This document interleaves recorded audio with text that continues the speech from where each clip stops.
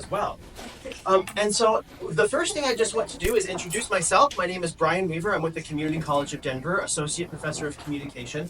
I'm joined by my colleague, another Associate Professor of Communication from the college, as well as many of my colleagues. Some of my students, I have kind of a whole team here with me in the room, and we'll all be working together.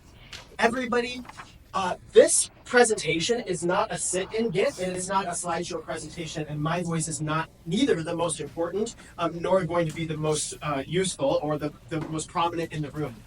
This is a roundtable discussion, and so we are all going to talk throughout this entire 15 minutes together. And as you know from the title, we're going to be talking about what are some of the most salient, important questions we should be asking about the topic of artificial intelligence, not only in higher education, but in our world today. And so what my team and I have done, is we have created a kind of, this will date me, a David Letterman style top 10 list, from 10 to 1, yes, about what we think are some of the best. We've really vetted a lot. We surveyed over 100 students. We had many questions kind of come in. But that doesn't mean that these are the right questions. It certainly doesn't mean we have the answers to the questions, because we definitely do not. But we're here to work on them together today. All right, everyone, question number 10 that we have started with is, to what extent is it ethical to continue AI development, considering its potential risks and benefits? So to what extent is it ethical just to kind of even continue all this AI development, just considering its potential risks and benefits? This is question 10. Who'd like to begin? I personally feel like... and we'll have to be nice and loud, everybody, because it's a full room. I personally feel that in order to really assess when the development of AI is ethical or not, we really need to evaluate the potential risks and potential detrimental factors as well, given AI. When do the risks outweigh the benefits of AI? That's what we need to really figure out to answer that question. Yeah.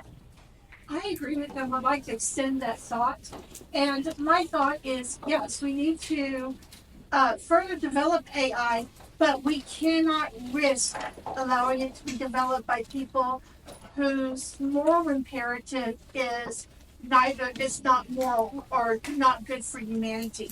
So if we're going to dabble with AI, if we're going to extend it more, we need to think of it in terms of who should we allow to do this, and how will we choose or moderate that development and that person.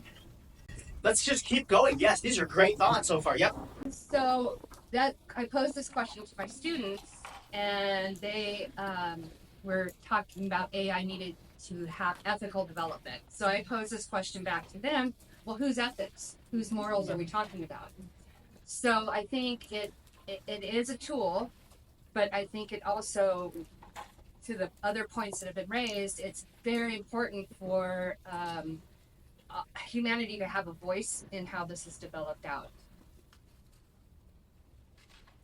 I think that brings into question the accountability and liability issues that revolve around AI as well. Like, if we're worried about who is morally equipped to develop AI in a way that's beneficial for humanity, when is someone liable when that doesn't happen?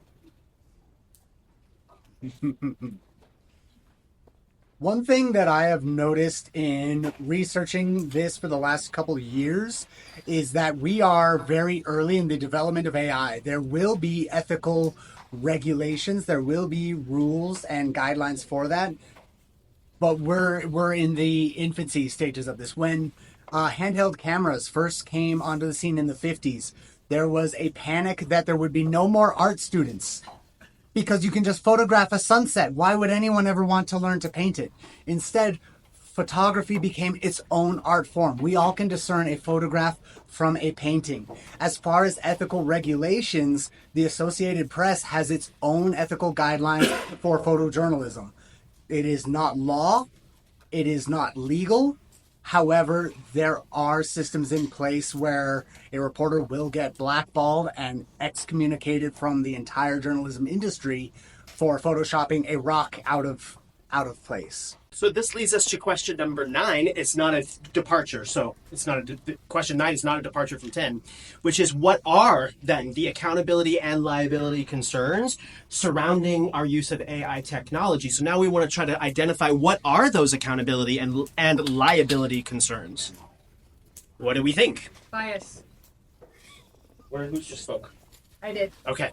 Bias. Because it is in its infancy and it's scraping the internet for all of this information, the internet can be a cesspool, and it could be a place where bias and stereotype are reinforced. So that's one of the liabilities, and it's a huge issue, particularly in criminal justice and in healthcare.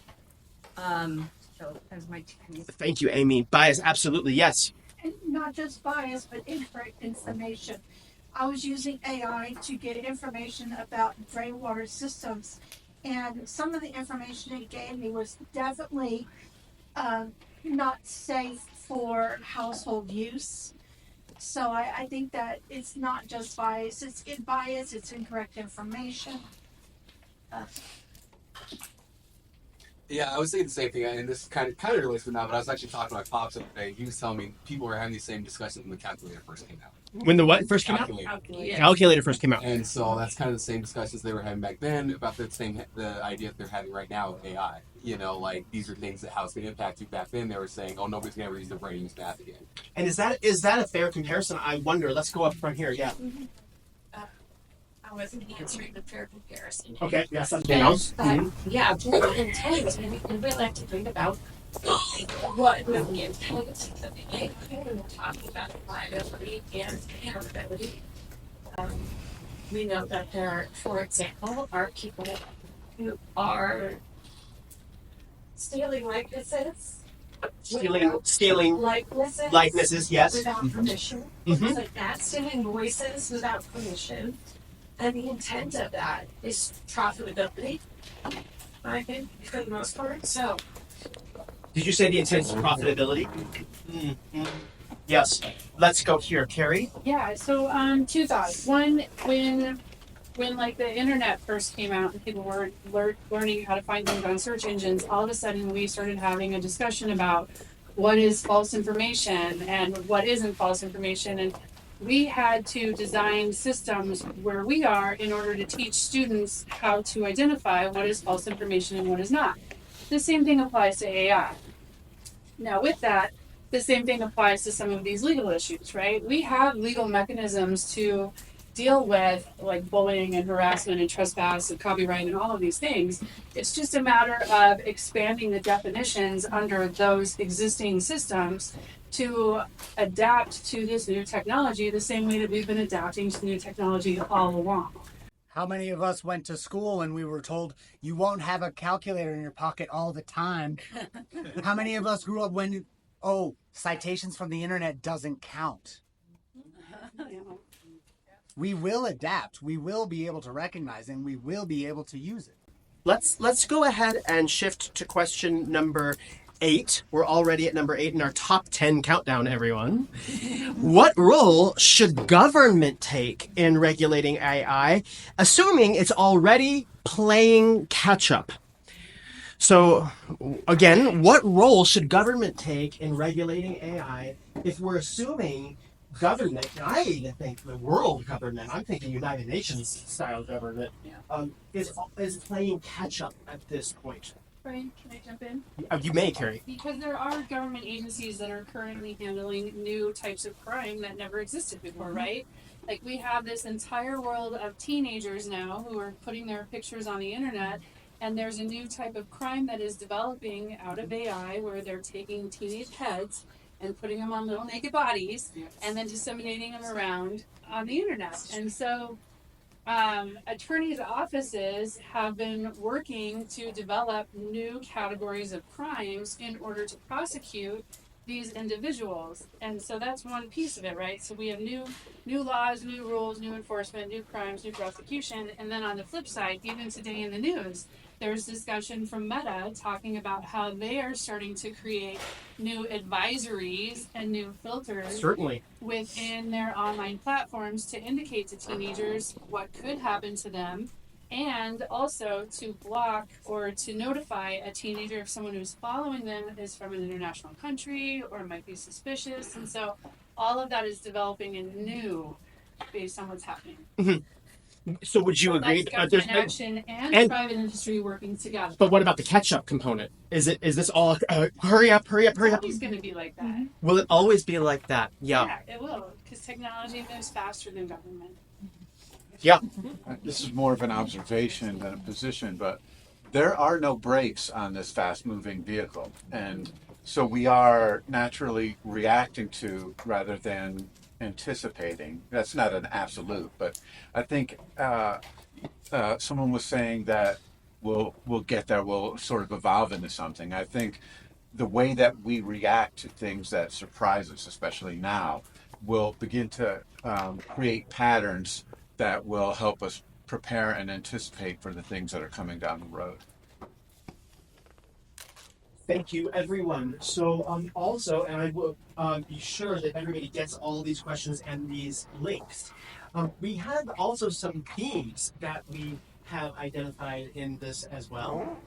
And the themes, we just kind of finished with one, which is how to, when to, why to, where to embrace and reject AI literacy and vigilance. So 3 questions really focus on the idea of AI literacy and vigilance as a theme. And I feel that that's where we began in our time together today. And that's also where we're going to start to transition from, and we'll revisit again.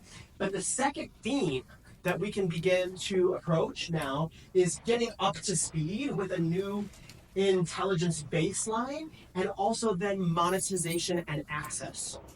So if we go ahead with monetization and access, I'd like to bring us to question number 7 with how will AI access, acumen, and resources stratify across socioeconomic classes. Now, everybody remember, if you're back in the day with me with David Letterman, the questions are from the top 10 to the 1, they're getting maybe a little more interesting, perhaps a little more provocative, maybe a little more difficult, a little more something, as we're getting closer to 1. So we are at how will AI access, acumen, and resources stratify across socioeconomic classes as we begin this theme of monetization and access. I think this brings into question some of the same arguments as the free market and regulated market trades as far as economics. Obviously there's going to be people that have conflicts of interest who have on either side of these spectrums of opinion, but we need to take into consideration how the people who are developing these technologies and their interests will affect the socioeconomic gaps that we already currently see in our society.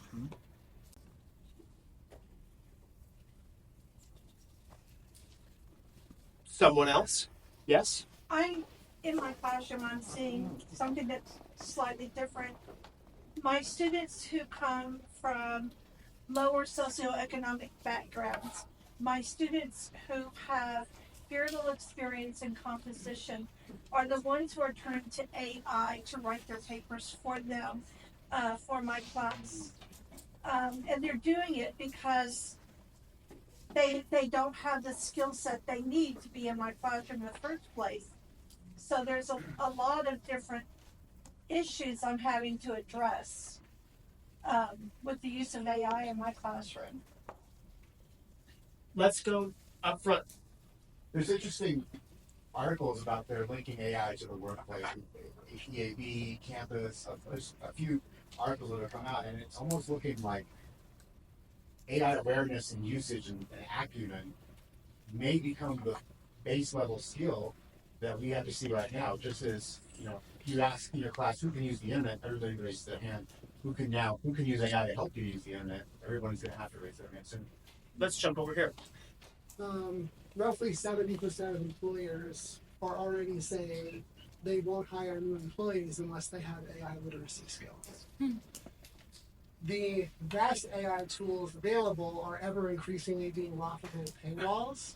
And so we have less access for our socioeconomically disadvantaged students to practice the very tool employers say they need them to understand. So another socioeconomic impact is that these AI software platforms are going to begin eliminating what they call middle skill jobs, bookkeeping, medical billing, right? And so that the tools themselves are going to start eroding these middle skill, entry level positions that folks in those classes desperately need for their economic mobility. Group. Question number 6 is so all of those questions were vetted and generated and crafted by people other than me on my team. This one is my very own. And as the leader and the professor in the room right now to kind of guide us, I asked, how customized exactly does this all get? And I'm thinking about our paywall apps on our phones. The reason why I'm just going to bring this to a very, very brass tacks kind of situation. I'm a Duolingo user. Anybody else on Duolingo in here? Like Duolingo users? And it was this summer, June or July, that Duo tells me you can now have your artificially intelligent infused Duo, and it's so much more expensive. But it is also very, very good. And it's very accurate and precise, and it is so really kind of amazing insofar as how much better my language learning is in this app because of that, but I'm paying for it. And so whatever is the AI platform that's in Duolingo is really customized for language learning. It's really, really customized. I also have an app that's like kind of a moon astrology app. I use it for mindfulness. And they also have an additional payment plan to get a better like tarot card reading, a better astrology for the day, better all those kinds of better mindful meditation around the full moon out there today, so on and so forth. I signed up for that too. Unbelievable how customized this AI interface is to those particular topics. So if we can customize to language learning and we can customize to the moon and astrology for a price, what price are we going to be willing to pay for some really advanced and sophisticated customization to our own health? Because our phones are already listening to us and tracking our data, and it already knows our blood pressure and our blood oxygen, and it knows how many steps we take, and it knows this and that and that and that when we push allow, and it knows where we're going and what we're doing. So when it's collecting all of that, and then it's going to tell us, and by the way, for this amount of money, we can tell you eat this, not that, walk there, not there, and do it this way and that way, and then you will live this many years longer. And this is also back to the stratification with socioeconomic classes, right? Because some of us are going to pay for that, but some of us won't be able to pay for that. I'm barely able to pay for Duolingo. And you have to question if you can believe that, right? Because we know that like science on healthcare and stuff changes very rapidly over time. And so this app might be telling you to quit eating lima beans, and you'll live longer. And then in 3 years, you'll find out lima beans is, the new oat milk. Well, just wait till I upload all the PDFs from my doctor, right? And then when we'll do there. Yes. You also have to question whether or not you can believe what they're selling us. They want a captive eyeball. Like, that's the whole point. They want to sell us their product. A lot of times when you create a product and you try to charge for it, people won't pay for it. So they data mine and try to figure out a way to sell us advertisements. And then if you look at the research on a platform like Tinder, for example, it's supposed to help us find love. But if they do that successfully, guess what? We're not using Tinder anymore, right? So like there are a lot of nefarious isn't the right word, but like there are a lot of things going on logically behind the scenes from these companies that we're not talking or thinking about. And these app upgrades, everybody, this is just a very just boots on the ground, just like I said, brass tacks kind of idea. Just the plain old apps we're just using. We're going to start paying a lot more for those apps if we aren't already. Yes. I think it's also important to, in the same vein as a lady who had commented something similar in the back, we have to question how we can verify the legitimacy of this information that's being like AI uploaded. Like to use your example with Duolingo, I was just going to go there. Yeah. You make the assumption that because the app is now AI infused, that it's better equipped to teach you the whatever language it is that you're exploring. But how can you verify that? I think that you would have to be someone who is a fluent native speaker in that language to really be able to identify whether what they're teaching you is accurate. It's in the same vein that if they're trying to teach you about water maintenance or chemistry or biology, you'd have to be well versed in that information to be able to identify when the AI technology is hallucinating. That's question 4. Question 4 is, we educators in the room, all of us are educators in the room, regardless of our role and position, because we're here today. What shall we be prioritizing to be teaching about and educating about with regard to AI? And to this point that you just said, Raven, shall it be with regard to precision and accuracy? And I was lecturing earlier this week yesterday about precision and accuracy in our world today.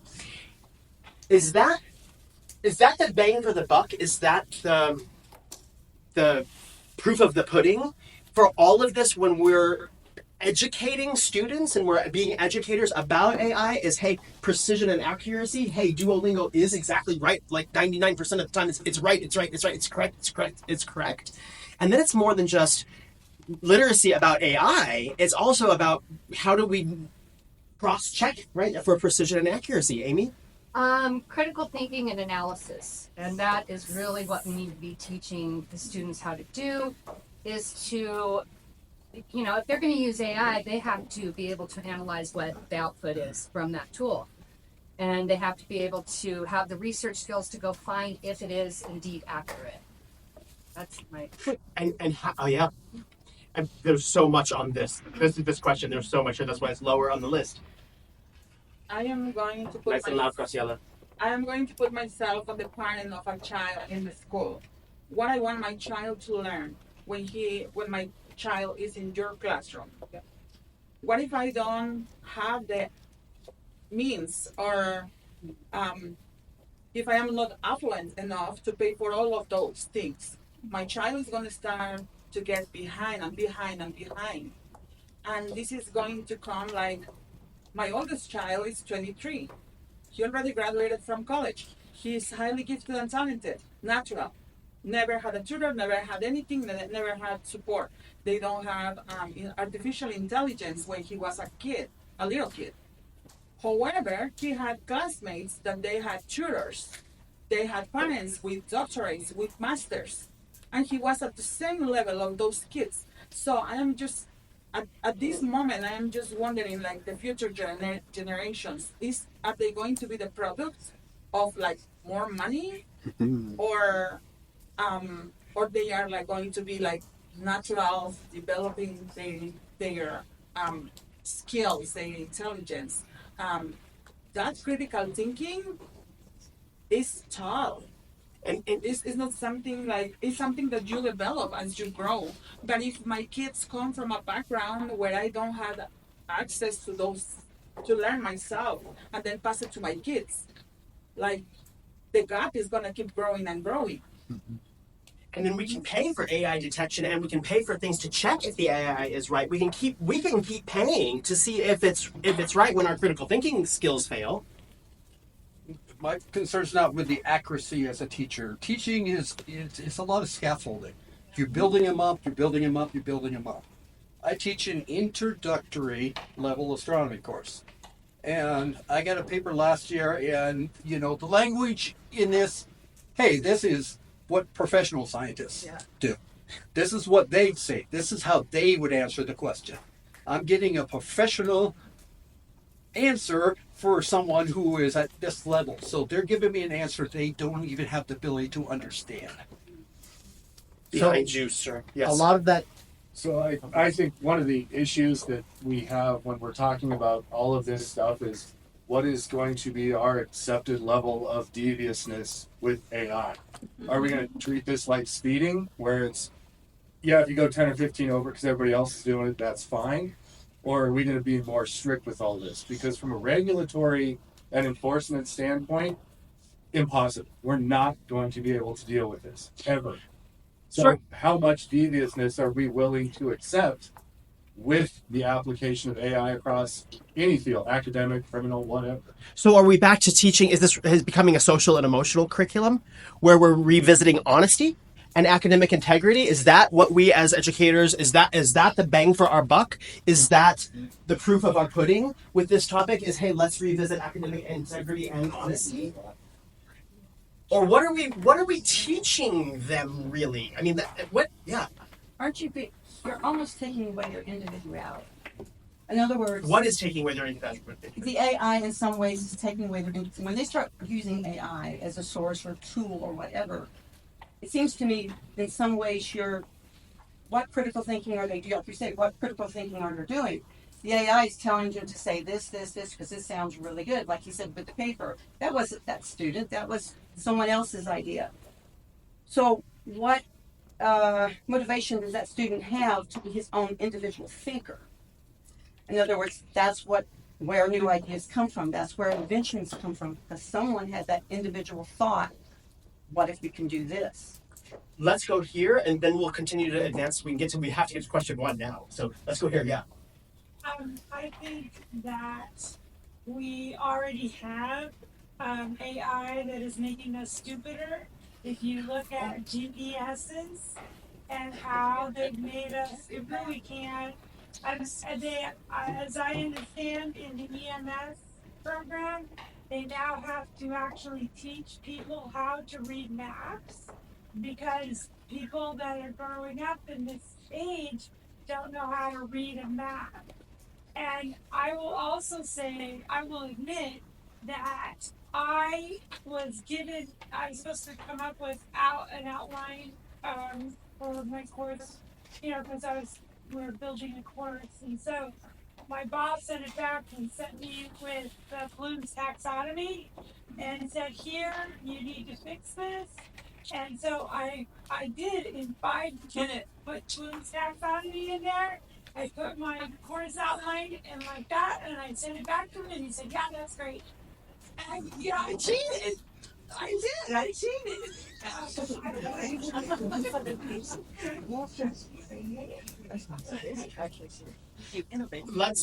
You used it as a tool. Let's hear from here, and then we're going to go to the next question. And you, by the way, you just said some things that I said yesterday. But when I said it yesterday, I said I can't say that at the conference, though. Yeah, I think it was just that over here it's a tool, and why wouldn't we use the new tools that we have? And it doesn't really. I think the human voice can still be there because, Leonardo da Vinci was brought up, and then photographs, and anytime I can talk about art, I want to. But those were original people. And if it wasn't for the photograph or the camera, we might not have Impressionism and these other things. So it's just learning how to use it and when not to use it. So everybody, we have a question 3 that we're going to skip for the moment in case we can come back to it because it's too big, and it's about, it includes words like sentience, emotion, personhood. 3 lots. Okay, so, and then, but this question number 2 has to do with art. And one of my colleagues is also a very brilliant writer. His name is Andreas Brown, and he writes some amazingly brilliant little pieces, and sometimes longer pieces, but one of which is called Art is Ridiculous. And this has been inspiring students of mine now for some amount of time. Art is Ridiculous, and it's a kind of satirical and ironic play on the title there, as you can imagine. But question number 2 is about actually visual art and art in AI. And I use the word or the emotion of disappointment when we sometimes are looking upon a piece of art that we maybe think was created by a human being, and then we find out, oh wait, that was completely digitally created, or this was artificially intelligently created art, right? And so I don't want to let our conference go by without at least a quick touch with the mention of Leonardo da Vinci and so on and so forth on the visual arts, on arts and AI. And art as being uniquely human a lot of the time, but not anymore. Art is ridiculous. I linked his story, by the way. Everyone is linked in this. That'll come to you. Thoughts on visual arts? Yes. I think that it's always going to be public for every different type of art. Like if you listen to music, for example, like a lot of people are into electronic music, but that does nothing for me. I would much rather go and listen to a live orchestra than to go to a concert with electronic music. So I think it doesn't matter what type of art you have, there's always going to be public for every different expression of art. I don't see that as a problem at all. Do you think that a purely artificially, intelligently, digitally created piece of art is still art, or do you think that art is made art only by human hands? No, I do believe it is art. Yes, artificial art, but still art. Artificial art, but art. Yes. It seems to me that the problem at this stage is more about licensing of the art that we're taking to create AI art. The Creative Commons teaches us about this. Yes, and this is a little silly. I follow several artists on Instagram. That's not silly. Who are very adamant that like these are the clear. This is the clear stealing of my art that AI has done. I have not given permission for my art to be used in this way. I have not given permission for my art to be taken by an AI generator. Here's why I'm so angry, because this is my work. So that's our theme of natural humans as the source, and also combining then with liability and our questions about liability and our about vigilance. With hey, but this was mine. Mm-hmm. Yeah, Mr. Hoffman. Some of the copyright issues that we bring up with art are long-standing with human behavior long before AI. We have seen for decades the truck stickers of Calvin from Calvin and Hobbes. Not an original ideation by Bill Watterson. We currently have a lawsuit that is pending from, I believe, a Danish artist trying to sue the programmers of Midjourney for distributing what he created with their AI programs, claiming that it was his. Whatever the answers are fascinating, and we're going to go exploring for whatever we land on is socially acceptable for these. I like that. I'm also thinking about when Steamboat Willie, the original Mickey Mouse, became public domain just within this last year. Yeah. Everybody, we don't have so long, so let me at least reveal the question number 1, right? Since we're 10 to 1. And there are more, and there are even bonus questions. You can have them all. But the question number 1 is, okay, then, so in the spirit of new normal, we all got that term in the last 5 years, right? New normal. What's the new smart? So we have the new normal. What's the new smart? I think it's important to consider the critical thinking aspects that were brought up earlier in this regard. Like someone had brought up how their students were presenting work that was very obviously not at their academic level. And I think we have to question how much critical thinking went into turning that assignment in, knowing that. Like, did the person take the time to read that and consider that, well, this is most definitely not at the level that I am academically, and very obviously it would be apparent. I think that showing people how to have the critical thinking, to have the self-awareness, to be able to use these AI tools in a way that actually encourages them to do better work rather than just outputting something that sounds good like a Wikipedia article. I think that's the important thing. Mm-hmm. We're on the new smart. Yes, ma'am. How do they know what questions to ask in AI? Right. I think that's important for us to understand, because if they have enough critical thinking skills to ask the questions to get the answers, maybe they're doing more than what we think.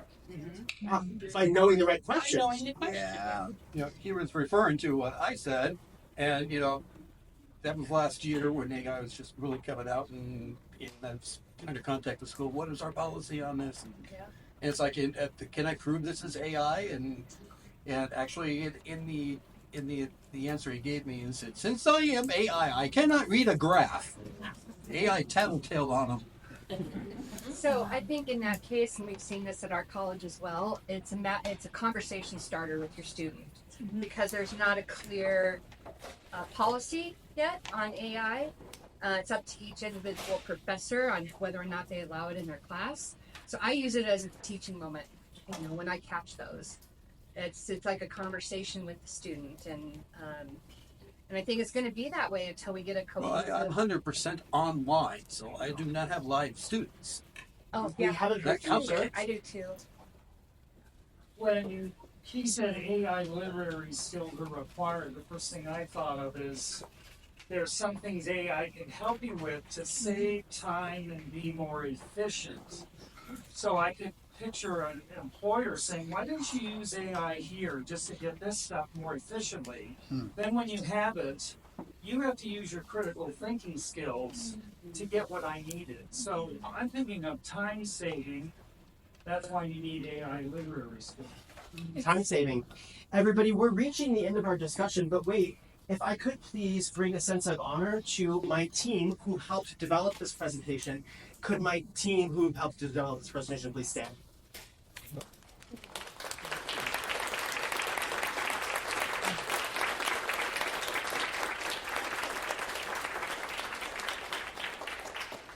Everyone, 50 minutes was really not enough. And can you believe when I wrote the presentation, I thought, oh, top 10, that'll be so easy to just power through in like a short period of time. Not at all. I would like to thank all of you, my dear colleagues and my friends and my closer colleagues and everybody from around for attending today. This was really a lot of fun. The slide that was going on and off, and I apologize for the on and off distraction, will be available to you. The reference to Art of Ridiculous will be available to you. And we must all continue these conversations both today and later. Thank you all so much. My name is Brian Weaver. I wish you a very nice day. Thank you.